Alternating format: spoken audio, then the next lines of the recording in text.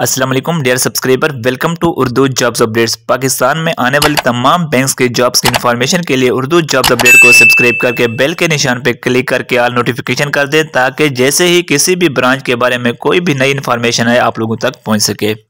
Dear subscriber, इस वक्त MC bank में ऑफिसर वीएपीटी एनालिस्ट की असामी आ चुकी हैं, जिसमें पूरे पाकिस्तान से आप अप्लाई कर सकते हैं। इसके अलावा ये जो डिपार्टमेंट है ये रिस्क मैनेजमेंट ग्रुप है। इसमें जो असामियों की लोकेशन है वो लाहौर है, इस्लामाबाद, रावलपिंडी, मुल्तान, कराची, सरगोदा, कोटिया, सवात, मुजफ्फराबाद, गिलगित, फैसलाबाद, पेशावर और हैदराबाद। यानी कि मैंने आपको पहले ही कहा है, इसमें पूरे पाकिस्तान से आप अप्लाई कर सकते हैं। मेल और फीमेल दोनों अप्लाई कर सकते हैं इसमें। अगर हम यहाँ पर तालीम की बात करें तो इसके लिए ग्रेजुएशन मांगी गई है। और अगर हम यहाँ पर अप्लाई करने की बात करें तो अप्लाई करने का तरीका ये है कि आप लोगों ने अपनी एक अच्छी सी प्रोफेशनल सीवी बना लेनी है और उसी सीवी को आप इस स्क्रीन पर दिए गए इस एड्रेस पर ईमेल कर देनी है।